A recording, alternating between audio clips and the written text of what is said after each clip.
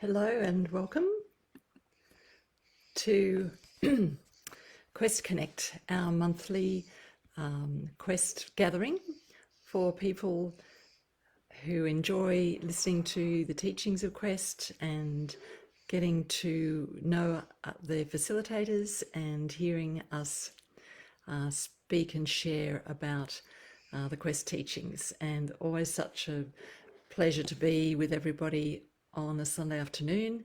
It's a long weekend, so we've got a nice relaxed time together, hopefully, and just a great opportunity to dive once again deeply into the wonderful and teachings of Quest that really are just a gift that keeps on giving. So thank you for joining me now, and all of those who listen later, because we know that a vast number of you also tune in after we're live, which is fabulous thing. So for those of you who may not have met me before, my name's Aurora Hammond, and I'm been a facilitator at Quest for 10 years. So due to COVID, haven't been able to get down there. I don't live in the same state. I live in Queensland, so I have not been able to be in situ in Quest for quite a while, but definitely intending to get back there next year because I miss it very much. But I do love being able to continue teaching and sharing with you all here online and keeping my hand in with the fabulous teachings that it's such a joy to deliver.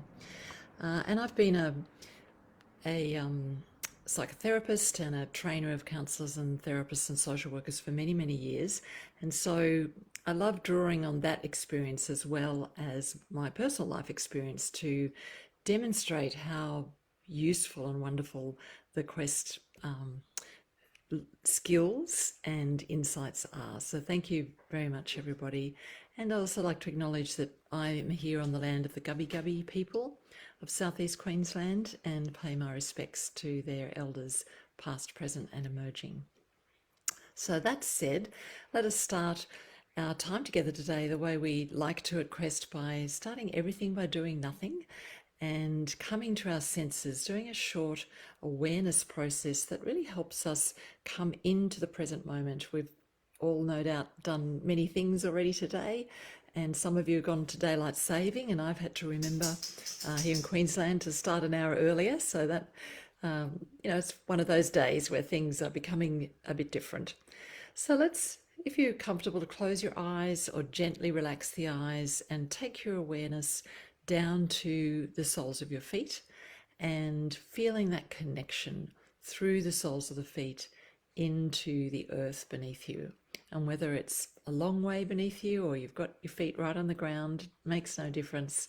It's bringing your awareness to that connection of your body and the planet, the earth that we're standing on.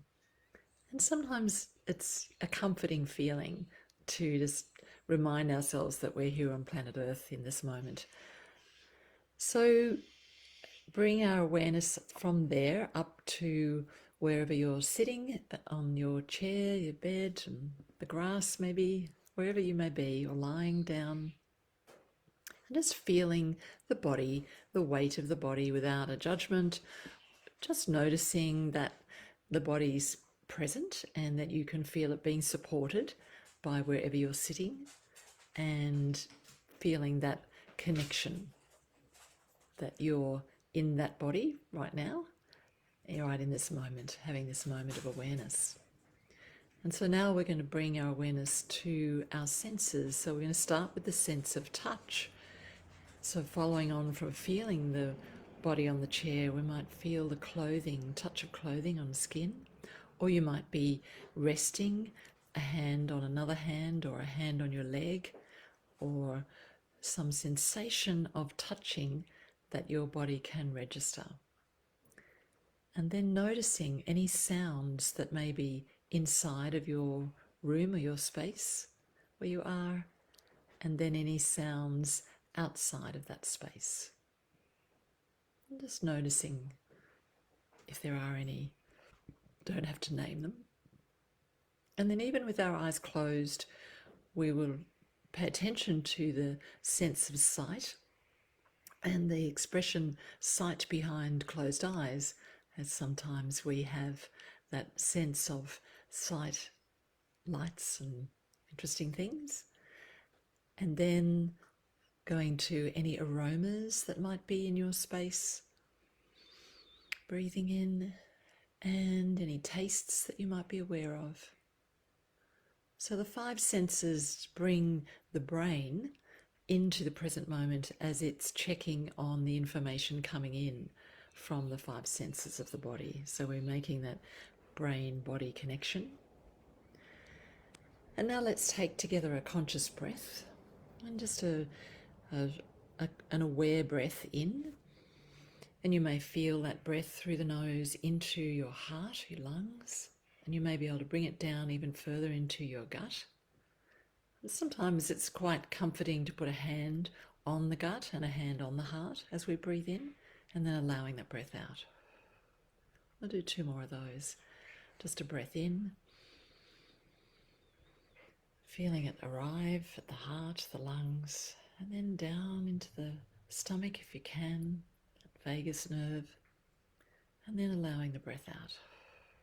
And 1 more, because 3 is a beautiful number. Allowing that breath in,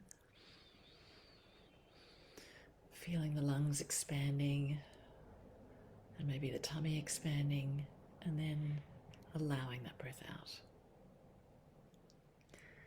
And so, starting our time together today with a moment of gratitude for our breath, for the body, for our opportunity to be together, and for your willingness to show up today for yourself, because today this is one of your acts of self-care and self-kindness today, is to come on and listen to us and be together. And even though we can't see each other, there is a wonderful feeling of the community of Quest. So this week is designated by the powers that be, excuse me, a sip.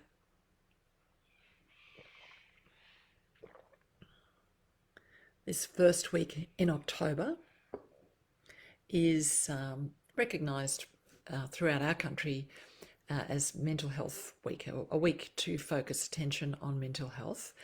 And that's become a well-named topic, which is a wonderful thing in our world, and a lot more understanding of mental health issues, awareness, how many people are affected by different symptoms and things in their lives. And so we hear a lot these days about anxiety and depression and post-traumatic stress, injury or disorder, obsessive compulsive, all sorts of things that are identified as experiences that can make people feel unwell and make their lives difficult. And I'm sure, like myself, that you may well have experienced one more or several of these things. And for my age group, before really this was known about, there were loosely used expressions like people had nervous breakdowns or were too sensitive or took things too seriously. I was always told I took things too seriously and I thought too much about life, as if that was a bad thing, because apparently that's what was making me unhappy. So, some funny old ways that there have been of describing these things down the years. And it is wonderful that now we have a lot more information because of the advances in studies of the brain, and that we can identify things that the brain is doing, and we can separate that now, the chemical experience of the brain, the automatic, what they're calling the default mode networking in the brain, that makes us think things automatically that we often don't want to be thinking. And, in days gone by, that was just seen as poor willpower, or there was something wrong with you, but nobody knew what, or, it was pretty scary stuff when I was a young person and having some of these experiences. You're like, oh my goodness, there's something wrong with me. I can't tell anybody. I must be crazy.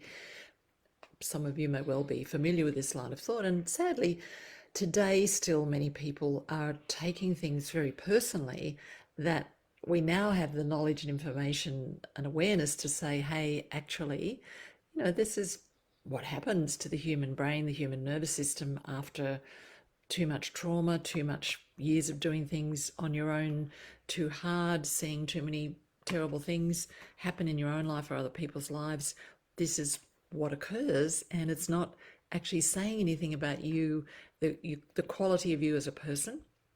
It's saying a lot more about the level of experience you've had, and also it is reflecting on how you've been taught to think about yourself as a human being and about the world we live in and what happens here. And one of the things we really enjoy putting on the table for people at Quest for Life is to ask them to look at, hey, have you ever taken a look at what those beliefs are about who you are and what you're doing here and why bad things happen to good people and such things? Because sometimes we've just taken in the beliefs that were said to us, taught to us through authority figures in our lives, and not really done that very necessary adolescent stage of reviewing them and going, hey, do these really fit for me? Do I want to keep them, or am I going to rethink some of this for myself? And that can be a worthwhile and lifelong undertaking. So it came to me today to present again the 4Cs, which any of you who've been to Quest or read Patria's book, wonderful book, Your Life Matters, would have heard of or be familiar with. And I love that at Quest we call them a recipe, because don't we just wish there was a recipe for life, a recipe for mental health, a recipe for the ability to find peace, which we'd have to say, okay, there's got to be a connection between the ability to feel and find peace and mental health. And I would suggest to you there really is a big connection between the ability to find peace, find joy, find gratitude, find love and kindness and compassion. There's a great connection between the ability to find those attitudes, experiences in ourselves, and to feel mentally well, to have mental health. So when we look at what is mental health, I think a lot of people think it's to have some vague notion of it means you're happy all the time, or nothing bad ever happens to you and then you're mentally healthy. I think people, it's just being normal, just being happy, and perhaps haven't given it much thought until they have to. And at Quest, those of us who've come to Quest and found Quest, we're here because we have to. We've been, we're not here because we thought, I'll devote my life to that for no reason. We're here because life's shown us some pretty interesting times, and we've had to go looking for some answers to some big questions. And not that at Quest we say we have any answers for anybody. What we have is a whole wonderful smorgasbord of information, science, wisdom, teaching experiences that we put on the table and say, hey, have a go at these. We have found them amazingly helpful, and so have thousands, we could say even millions of people around the world. Here's the background for that, the references, the books, the whatever. But we're inviting you to do the experiment for your mental health. And we would say that is the number one focus of the Quest program, is that we know people leave our 5-day programs healthier in the mind than when they came in. And we can see it on their faces. We can see their faces smiling. We can hear them laughing. We can see them hugging, talking, enjoying the gardens, doing all sorts of things that they weren't up for the day they walked in the door. And that's why we love the program, and we love teaching it and living it ourselves, because I use the Quest program every day in my life, and wanted to share with you some recent experiences that just once again have gone, and there it is, there's the Quest program at work again. So I'm going to do a quick run through today of the 4Cs, and it of course will be quick because they're a great lot of things. So great, and welcome to people commenting that they're so grateful to find this information. And yeah, me too. I'm grateful to find it and grateful to share it with you. So the 4Cs, and I'm talking about the letter C, and they're words that start with control or choice. Probably would favour the word choice these days. Commitment, challenge, and connecting. And where did they come out of, these 4C words? From years of Patria's work, many, many years, thousands of people she's helped, and then thousands of other people who've been helped by various professionals there's quite a lot of research that goes into these, and I won't lay it on you now, but it's easy to find, that where people looked at what helped people to deal with, and one particular study was about life-threatening diagnoses. Some people way outlived their diagnoses and did way better than expected. And indeed, Patria is one of those people who's outlived her diagnosis by 34 years, I think we're up to now. And of course, everyone has to know, wow, what is that recipe? Now, we're not for a minute saying, if you do this, we promise you'll outlive your diagnosis, because that's a very personal journey, and we can't make those promises. But what we can promise is that whatever you're going through, your inner experience of yourself in those circumstances can be made different if you try practicing at least one of these things, these recipe for mental health. And we know that people who've taken it really seriously and sat down and studied it and lived it have had remarkable results. So we can definitely say that to you for sure. So the first one we talk a lot about is the difference, the ability to have a choice in our brain, in our mind, between reacting to circumstances and finding a way to respond to them. So we say, when something happens to us, we can't control what happens to us, but we can control or choose how we respond to it. We can't choose how we react to it, because a reaction happens in the blink of an eye. Half the blink of an eye actually is the scientific measurement, and is coming straight out of the autonomic nervous system. It doesn't run through the brain. And you think of an example for yourself where you jump at a loud noise, or you yell when somebody hits you, or you hopefully by accident, you startle when somebody comes close, you fly off the handle when somebody's irritating. Fill in the blanks for yourself where we react. And often it's things we go, oh, did I really just say that out loud? Wish I hadn't said that. Oh my goodness. That just came out of me. And that is a reaction out of the fear-centered part of the brain straight to the nervous system to get you out of danger. And you will have heard, no doubt, of the fear, and it used to be called the fight-flight, and now we've got some additions: fight, flight, frozen, and fawning, which is an interesting addition. But we've expanded our range of these behaviours, and you might know yourself as one of these. I'm a big freeze person myself, and so for years I just thought I was very weak, that I was just weak-minded and a bit stupid, because I couldn't think of anything to say, or my brain would shut down, or I just wouldn't speak up, or I couldn't answer people's questions. I just thought I was a bit dumb and not very on the ball. And then other times I'd be remarkably on the ball and surprise myself, like, oh, I just can't make sense of this, until I discovered the long-term effects of trauma on my brain, which is I freeze and I just go blank. And it's interesting, I've just had a major surgery, and where the body definitely went into some trauma, was quite alarmed by what had been done to it. And people would ask me questions and I'd just be going, I just don't have an answer. But instead of now going, oh, how stupid I'm going to I go, oh, trauma brain switched on.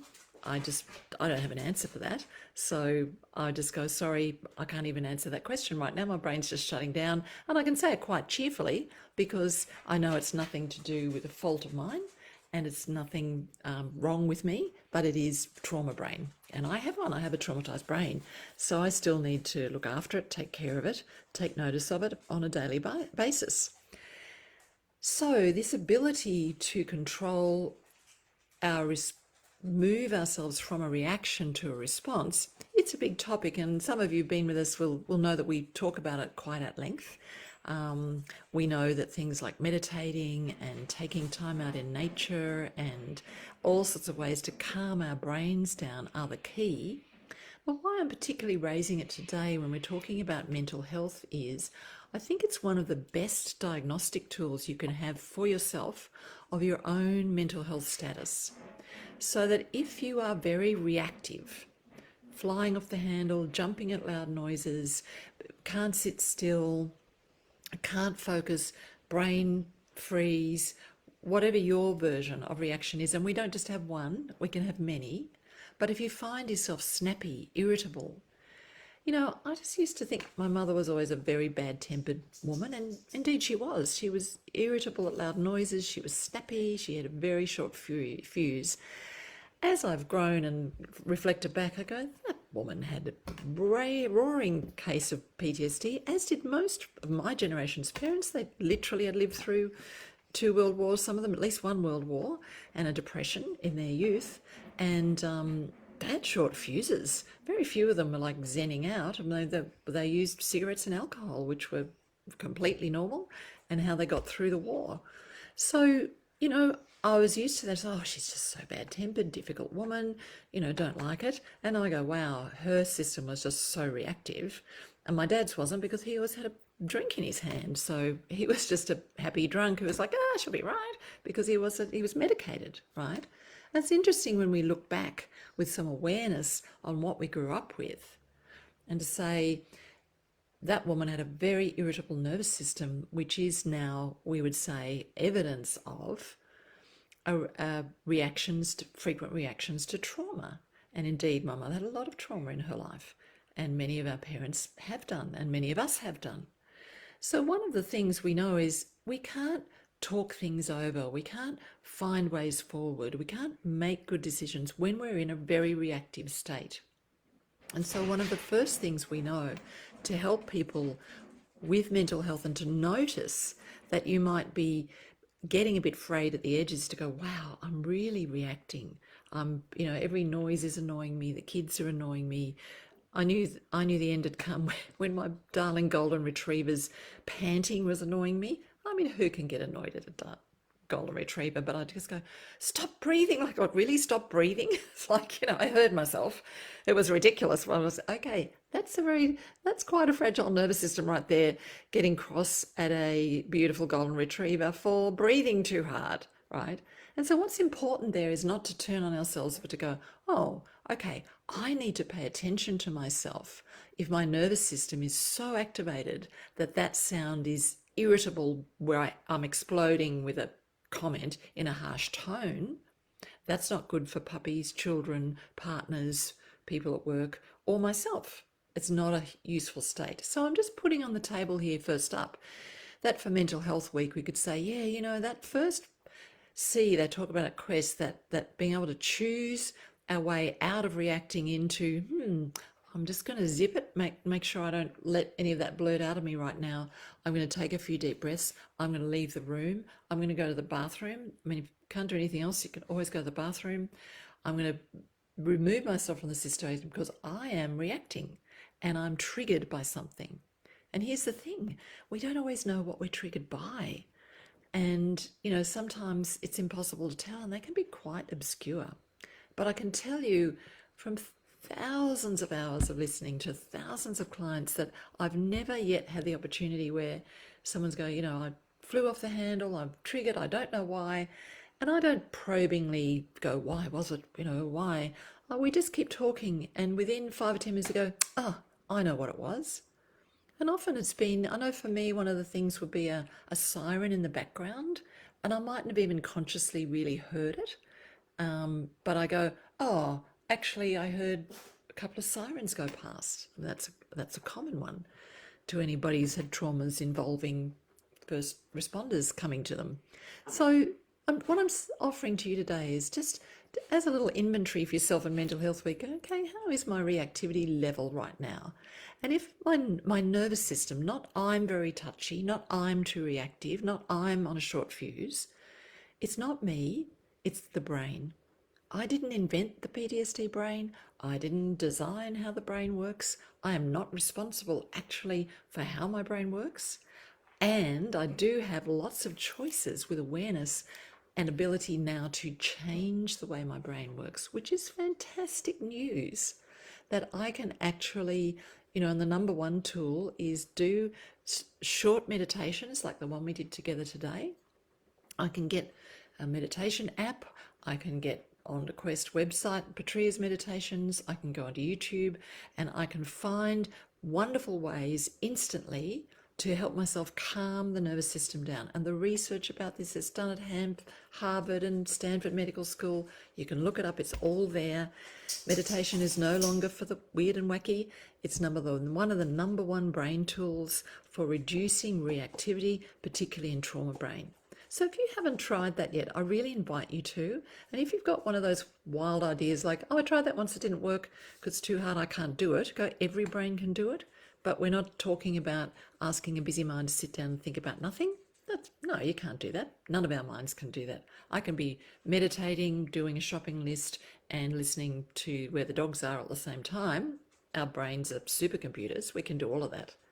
But I can also find something with a music that I like, with a voice that I like, maybe a visual that I like, to distract the brain sufficiently from the overdrive and get it headed in a direction that's leading to calming my nervous system down. Number one priority, particularly if your mental health is showing up in a relationship with your partner, with your kids, at work. People are triggering you. You often feel bad in their company. You find yourself losing your doo-doo in their company. You know, they're driving you nuts, whatever. When couples come to me or families come to me, I say the first thing we have to do is lower everybody's rate of reactivity, because until we do that, we can't have a sensible discussion about anything. If we've got people flying off the handle, you always, I never, you always do that, you never say that, going nowhere fast. No point in talking about it. No point in if you talk to your husband about that, because you're both going to fly off into a reactive cycle. It's not going to get you anywhere. First order of business is to lower the rate of reactivity. For mental health, I would say to you that is the number one thing. Lower the rate of your reactivity. Super, super important. And you can do it. The research says if you will just do 15 minutes a day for 28 days, you will have significantly changed your brain. It's not a huge commitment. It's free. You can do it anywhere. Won't cost you a thing. Worth a try. You can even put the meditation music kind of on the background. If you've got people in your house who you think, I'd really like them to be less reactive, but they won't do this, you can just put a little YouTube thing on in the background about calmness and serenity. It actually does affect their brain waves. So just a little hint there. Don't tell anyone I said that. Okay, we must move on because, I can talk forever about all these things. The number 2C that we're going to talk about is, I love this one, commitment to our own life. So we have to be committed to our mental health. We really do, particularly any of you who have identified and know that you have a trauma reactive brain, you have anxiety, maybe you've had depression, you're not feeling well in your head, you're not feeling able to be enthused about life, you're not able to find moments of peace, because a well brain can balance and regulate itself, can find a way to deal with a disturbing factor or moment and find a way of peace to counterbalance it. It's not about being strong and overcoming and we'll fight positive thoughts and we'll make, it's not about fighting and having wars on cancer and wars on drugs, and wars have never been known really to bring peace. It's about saying, okay, I'm going to be committed to assisting myself with these circumstances that I'm facing. And the first commitment is to help myself calm the nervous system down, because a well brain learns how to balance itself. Now, ideally, we would like children to learn that from their parents. And we know that many children had highly reactive parents and didn't have an opportunity to learn this. So it's never too late. You can learn it now. And what the good news is, a little practice has a lot of impact. It's not impossible, it's not hard, and it's freely available. Perfect. So that commitment to our life, there's a number of things in that, but the one I'm going to focus on today is another C, which is communication. And I did talk on Quest at Home Monday about communication with ourselves. Very, very important. But I wanted to put something forward to you here about mental health, is that the research is in now about why and how it is helpful to speak to someone about our difficulties. Now, a lot of people will say, oh, what's the use in talking about it? Talking about it doesn't change things. And now we can say without the shadow of doubt, actually it does. What it changes is your brain. and it changes your brain's ability to balance or regulate itself in the face of these difficult circumstances. So no talking about it may not change the circumstances themselves, but it definitely has the potential to change how your brain is responding to the circumstances. And this is huge, because changing what's going on in here is really the only change we can be certain of. And we have many examples of people who've written books who were in dreadful circumstances. I'm thinking Nelson Mandela, I'm thinking Viktor Frankl, I'm thinking beautiful lady who was Australian of the Year, whose son was killed by her husband, Rosie Batty. I'm thinking beautiful people like this, many of them, many wonderful Australians, if you watch Australian Story, right, who've dealt with incredible things and have been able to, what they'd say is, it's not what happened, it's what I'm doing with it, how I've been able to respond to it. And it's not because they're better people than us or, you know, they're super special. If you look at their circumstances, you'll find that one of the things they have all done is had help, been willing to ask for and garner help and get people on their team and get people behind them and with them. And we know that one of the things when we start to feel mentally less healthy is we want to isolate, and we don't want to talk about things because we feel helpless and hopeless. We think there's no hope. And so what's the use of talking about it? It's just going to make me feel worse. Well, that's true. It can make you feel worse. Depends on who you're talking to. So I'm not going to name your family and go, no, do talk to them, don't talk to them. I don't know your family or your friends or who you might talk to, but I can tell you this. The research is very clear that what helps the brain is an attuned, empathic listener. And what does that mean? That means someone who can tune into you and go, oh, honey, that's got to feel awful. Not in a sympathy, oh, you poor thing, I feel so sorry for you, ain't that awful? It's somebody who can really tune into how you're doing with it, how you're experiencing with it, and give you a sense of there's somebody there with you in it. Because guess what? Humans, like all little kids, when we were upset and we were in trouble, we ran to our father's arms for a hug and a cuddle and a soothing. And that's what serves us best, a soothing and putting our hand out and going, oh, there's somebody here.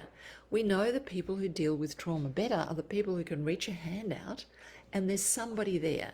It's a parent, it's a partner, it's a friend, it's a guidance person, whoever it is. There's somebody there who go, that person gets me. I can rely on that person to get when I'm upset, to get when I need assistance. You know, I heard an interview not so long ago with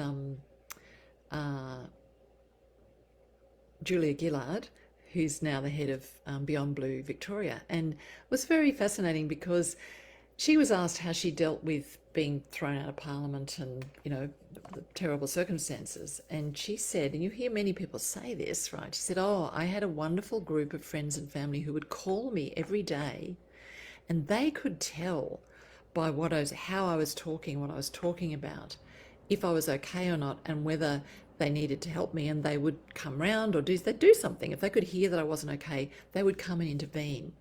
Now, I would say to you, dear listeners here, that most of us who find ourselves at Quest and other places are people who can only go, really? You have people in your life who could do that? Like, 1, they would ring you every day. 2, they could pick up on how you were feeling. 3, they would go out of their way to do something to help you. They wouldn't tell you to get over it or you should be over it by now. Like, they'd actually do all those things. And I thought, I wonder if Julia really understands that the people she's helping in Beyond Blue with anxiety and depression, by and large, don't have that experience.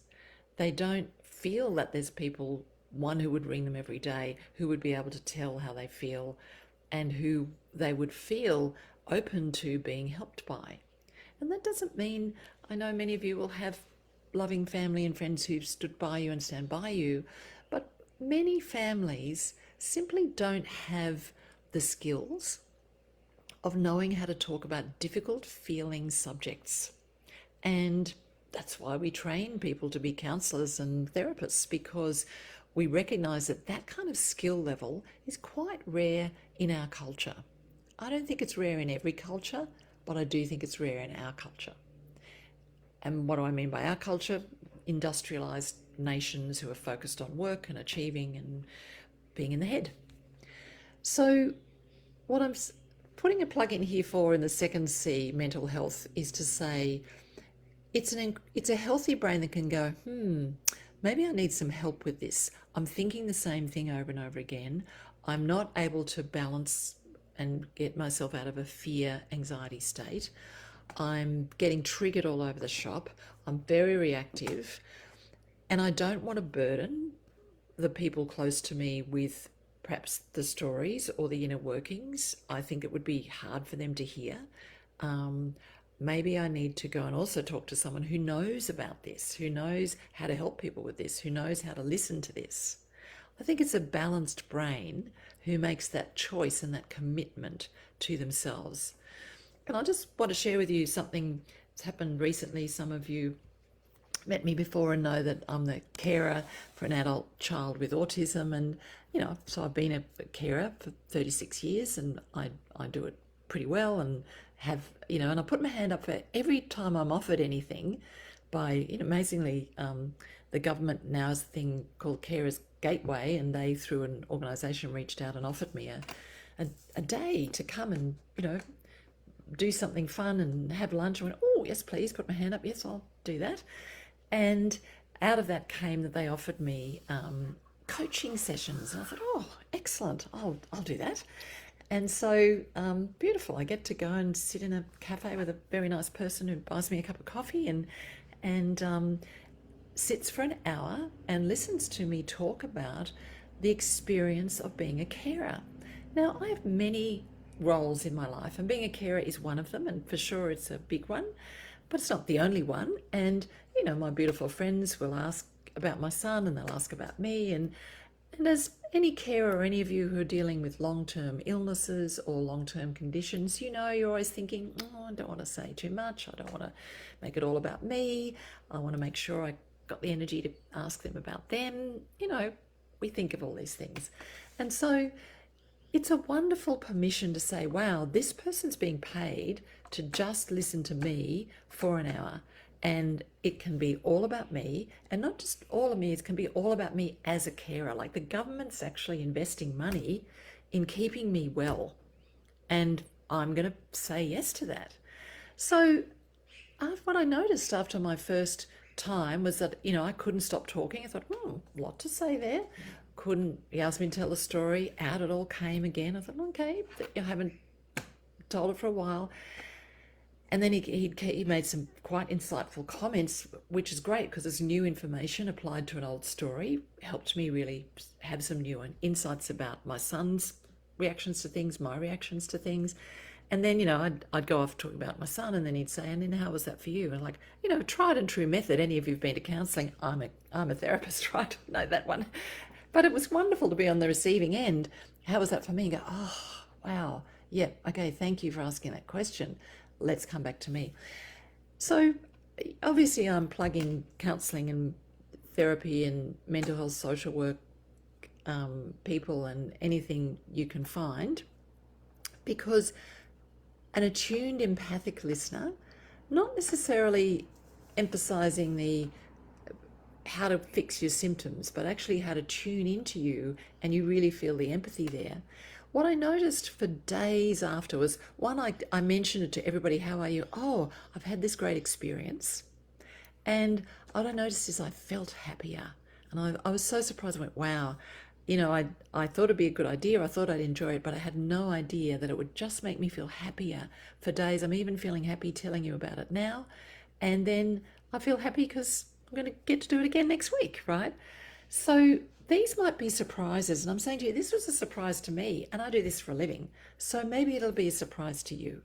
And it's very important to find the listener that will help, but this is a commitment to your mental health, to your communication.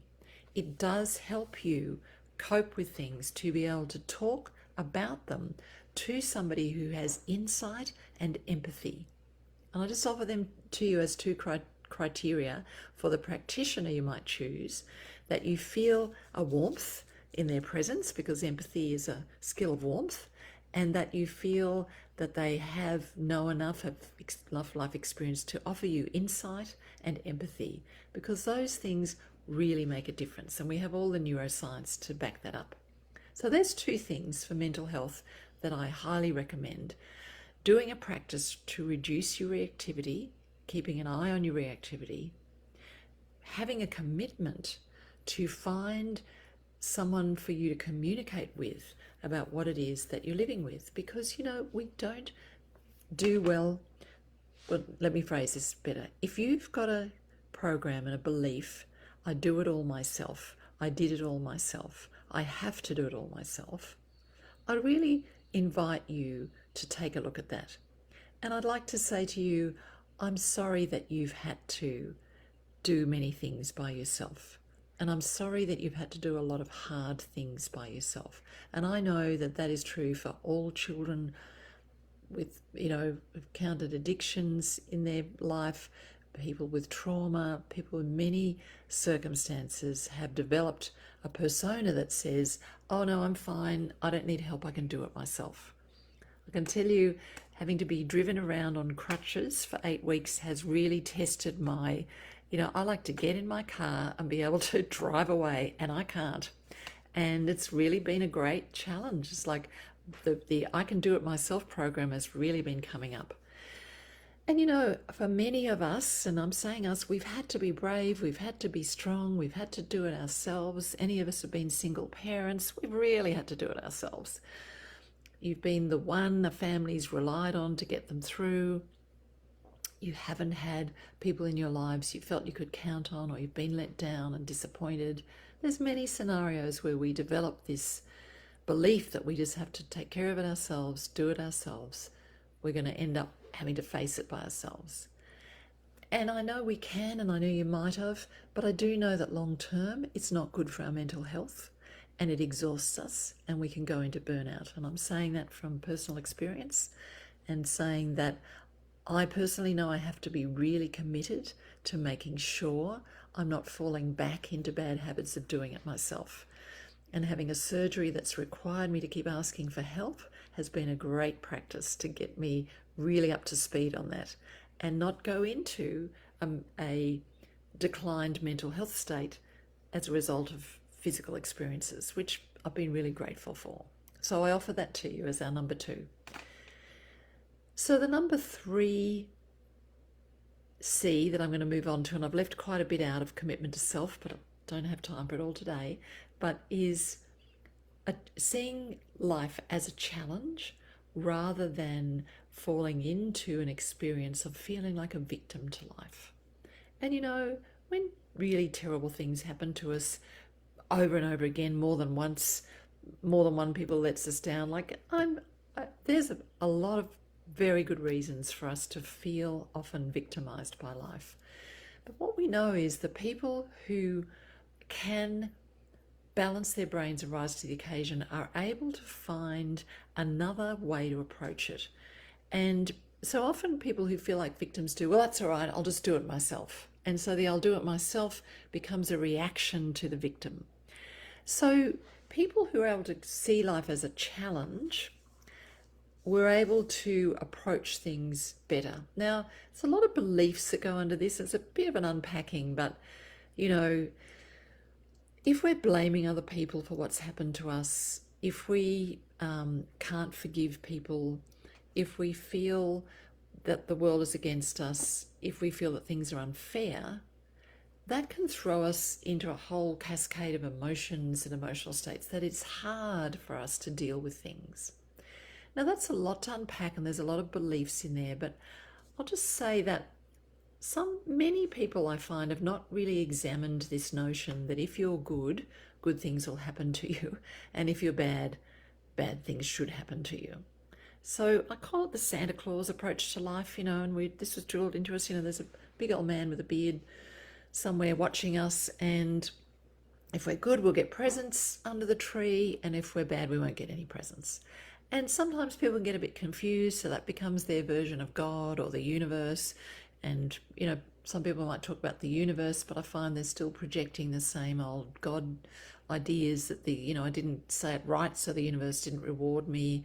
The universe is trying to teach me something with a little edge of punishment in there because I'm a slow learner. All this kind of idea that we're being watched by some forces that are out to get us is not far below the surface for most people. It's kind of in the culture if you look at it. So I'm just putting that on the table and saying, maybe you want to think about that, because it can send us spiraling into this victim place where we feel that, the medical system's against us and this is against us, and, there's a lot of reason for that. There's a lot of things not working fabulously on our behalf in the world, for sure. And there's a lot of, people have had really tough times and still having very tough times in the current circumstances. And, for some of us, our parents lived through wars, and then now we're living through COVID pandemics. There's always stuff going on planet Earth, basically, right? So this notion that we could see things as a challenge rather than some version of the world's not working for me, and somehow it's linked to I haven't done things well enough. I just find that a very pervasive idea, along with the I'm not enough. If I was enough, there'd be people here to help me. There'd be things going better. If I was enough, if I'd done my affirmations well enough, if I was grateful enough, if I'd said my prayers enough, check it out. You fill out in the blanks. But, universally, I can go into rooms of people and say, who here has ever had the idea that they're not enough, that they're not good enough in some way? And honestly, every hand goes up. So I just want you to consider, if you haven't before, that your private personal feeling that you haven't done it well enough and that's why things aren't going well is an idea shared by everybody. So some people seem to be very confident and fighting and moving along, and they're resilient and what have you. But I find that for many people, you don't have to scratch far below the surface to come up with some idea of, I haven't, paid enough attention to this, or I haven't done it well enough. Somehow this is my fault, or it's a reflection of my wrongness in some way. So I just invite you to consider that, because self-awareness is really important in mental health. I don't know that you can have true mental health without self-awareness, where we can just ask ourselves a question, go, hey, am I feeling bad about my diagnosis or my PTSD? Am I comparing myself to other people and thinking, oh, look, they're doing it and they haven't, gotten anxious, and they're not feeling like I'm feeling, I should be feeling it better?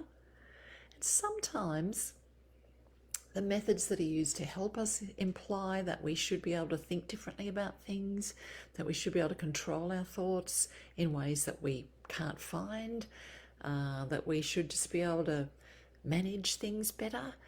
And, at Quest, we're big fans of really getting to look at our feelings and going, often we can't manage things better because of some pretty entrenched feelings we have. And so it can be hard to find the room, the space to see things as a challenge. And so that might be something you want to have a look at with help with a friend. And one way to have a look at it is to just read some of the inspiring books. Read Nelson Mandela's book. It's a thick one. Read some of those books, because I think you'll find that it's not so much, oh, that person had a better attitude than me. But what you will find is, oh, they really had a friend who stepped in, or Mandela was always doing everything in a group. Even though he was in solitary confinement, he had a whole organisation that was surrounding him and supporting him. Now, I'm not saying that didn't make it tough, but I'm saying people who do extraordinary things often didn't do it really on their own on the inside. So I just invite you to look at this notion of it being a challenge, because it's very linked to the fourth C, which is about a feeling of connection is really vital to our feeling of mental health or well-being. And I know that for many people, including myself, when we've grown up with trauma, we've grown up with sadness and depression, we've grown up knowing that bad things happen to our families, in our families, by our families, it can be hard to feel like you've got enough healthy connection in your life, that you don't necessarily have families and friends who are just able to be there, who have the resources, who have the ability the kindness, the generosity. It's just not there. So this idea of feeling connected is another key one that we know makes a huge difference. The research on this in mental health is very clear. People who connect themselves into the community, join groups, go to things, come to Quest, call friends, ask for help, do better than people who are doing it on their own and are isolating. So sometimes our experiences with people have been so traumatic, we just feel like we don't trust anybody. And that's not uncommon. When we're burnt out, we're sad, we're traumatized. We just want to be like a wounded dog and curl up in a ball and put our paws over our heads and lick our wounds and go, don't talk to me, right? And that's fair enough. And what we do know is when we think about our commitments, like, okay, I've done that for a while and I'd like to feel better. What can I be committed to? It's like, well, what can I connect to? And I'm suggesting you start big in a way, but small in others. Like, could you go out into the night and look up at the stars and just see if you can feel connected there? Could you look at a sunset or a sunrise or a puppy dog or a pussycat and go, can I feel connected there? And if you've got your very own puppy dog or pussycat, could you gaze into their eyes and stroke their fur and think about how much you love them and they love you, and focus on that feeling of connection? Joining us here at Quest in our broadcast is a great way to feel, and I hope you can feel our connection, because every one of us facilitators, we do feel connected to you. We can't see you, but sometimes we think we can feel you, and we know when we're in the room with you, we definitely can. And so feeling that connection, we're here on a planet with nearly 8 billion people on it now. We didn't clearly, however we got here, whatever we're doing, clearly wasn't to do it on our own, because there's a lot of us here. So could we feel that connection? And one of the things we do love talking about at Quest is this idea of, it might be second nature to us to withdraw, react, shut down, go away, not trust, feel victimized, ignore ourselves, criticize ourselves, judge ourselves. And they're not uncommon things, I think you'll agree. All of those reactive ways of behaving are second nature to many of us, particularly when we're stressed and we're pushed too far by life's just been too hard for too long. Those are the behaviours that show up in traumatised brains. It's not who we are as people. It's not because we're not enough. It's not because we're not trying hard enough or we're not thinking properly. That's what the trauma brain does. So the good news is, I have a brain, I'm not my brain. I have a body, I'm not my body. And so the question we love to open up for in our Quest program is, so if I'm not all that, who am I? And we love to just think about that second nature. What is my first nature? And could it be something that I could point towards or find for myself, that my first nature is that breath, that in-breath I draw when I go, oh, look at the beautiful clouds, or look at the sunset, or look at that cute baby or puppy, or look at the stars, or walking on the beach just makes me feel better. Being in nature just makes me feel better. Having a hug with someone just does feel good. Because these are not things we think of. We didn't make ourselves do that.